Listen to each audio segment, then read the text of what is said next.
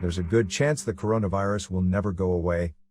Even after a vaccine is discovered and deployed, the coronavirus will likely remain for decades to come, circulating among the world's population. Experts call such diseases endemic, stubbornly resisting efforts to stamp them out. Think measles, HIV, chickenpox. It is a daunting proposition, a coronavirus-tinged world without a foreseeable end. But experts in epidemiology, disaster planning, and vaccine development say embracing that reality is crucial to the next phase of America's pandemic response.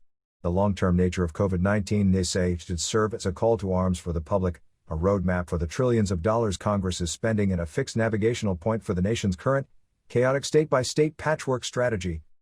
With so much else uncertain, the persistence of the novel virus is one of the few things we can count on about the future. That doesn't mean the situation will always be as dire. There are already 4 endemic coronaviruses that circulate continuously, causing the common cold. And many experts think this virus will become the 5th, its effects growing milder as immunity spreads and our bodies adapt to it over time. For now, though, most people have not been infected and remain susceptible. And the highly transmissible disease has surged in recent weeks, even in countries that initially succeeded in suppressing it. Left alone, experts say, it will simply keep burning through the world's population. Sign up for our Coronavirus Updates newsletter to track the outbreak. All stories linked in the newsletter are free to access. This virus is here to stay, said Sarah Kobe, an epidemiologist and evolutionary biologist at the University of Chicago. The question is, how do we live with it safely? Combating endemic diseases requires long-range thinking, sustained effort, and international coordination. Stamping out the virus could take decades, if it happens at all.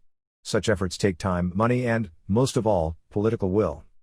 Americans have only started to wrap their heads around the idea, polls show. U.S. leaders and residents keep searching for a magic bullet to bring the pandemic to an abrupt end.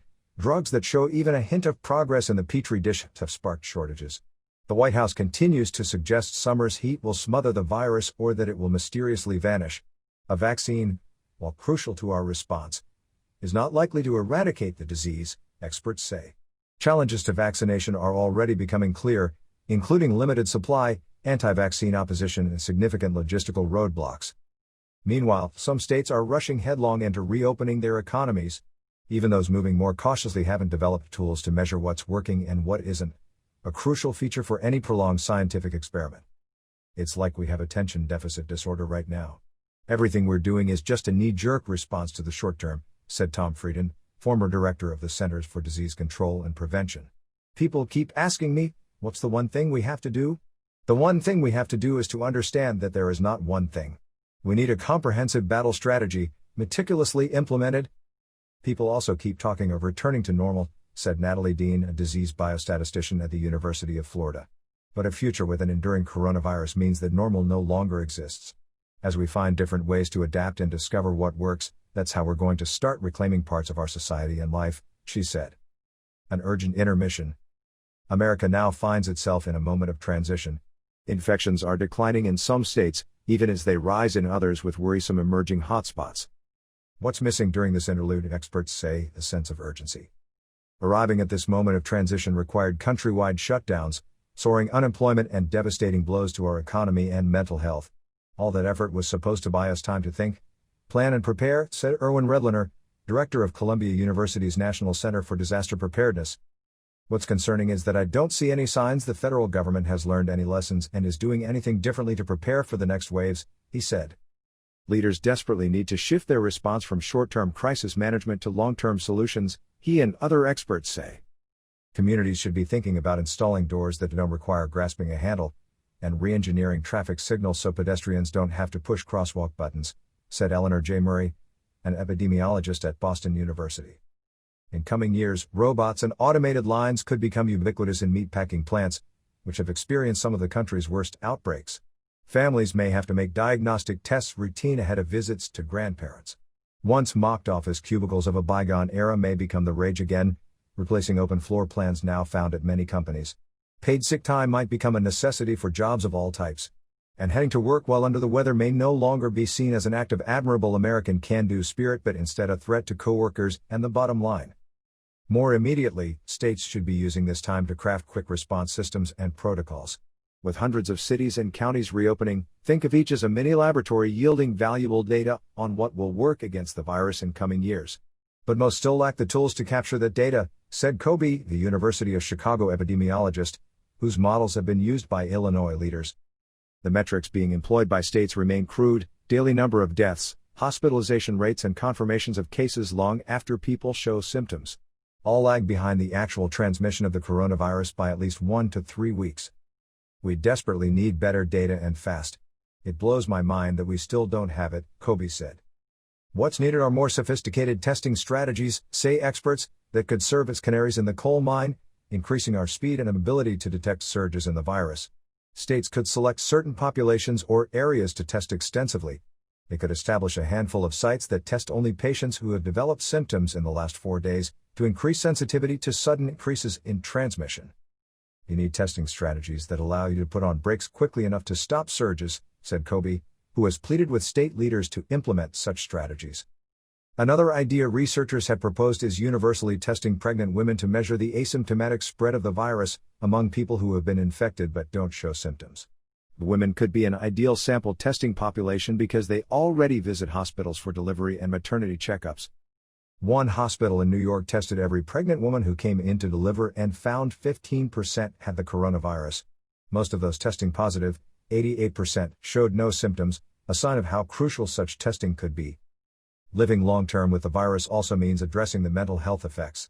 There's an assumption among many leaders, experts say, that increases in depression and anxiety are a temporary problem that will eventually disappear along with the virus.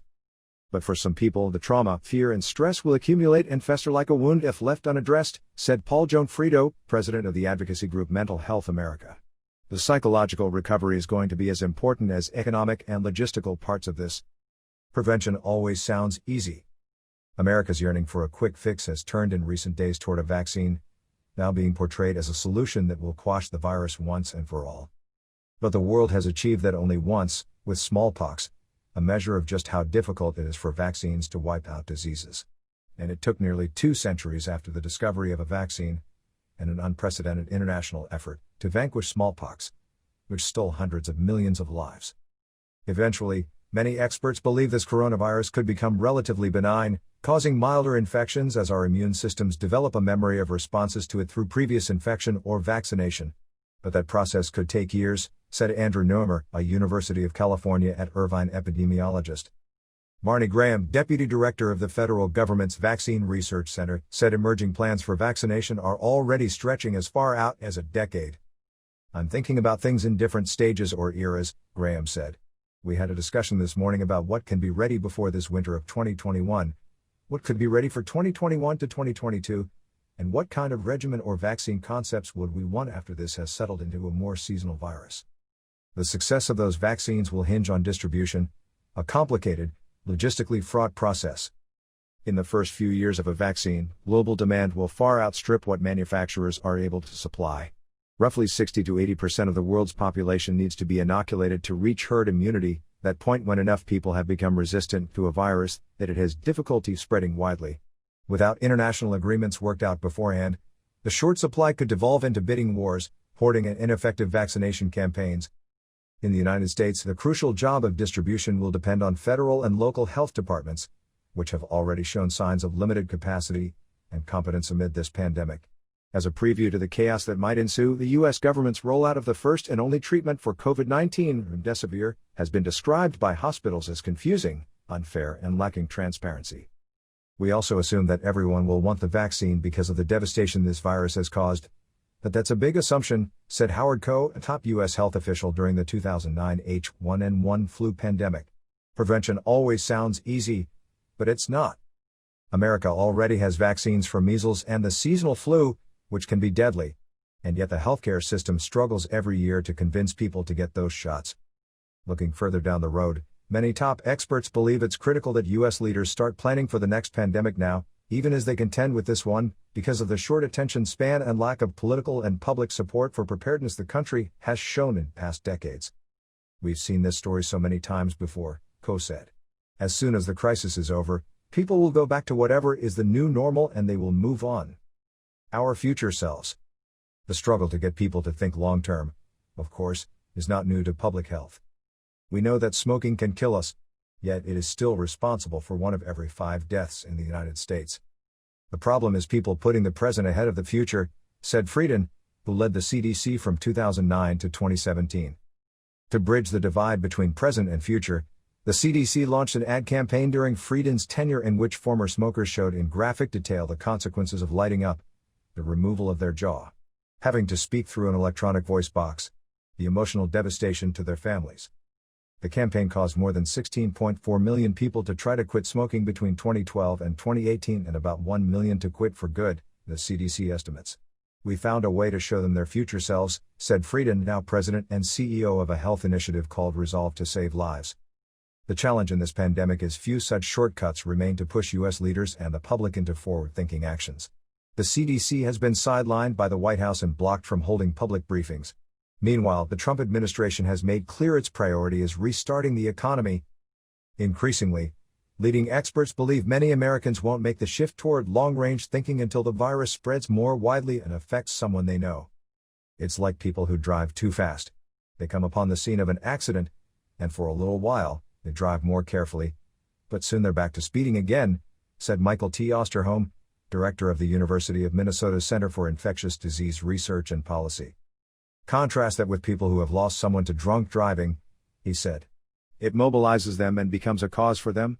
Eventually, everyone is going to know someone who got infected or died from this virus.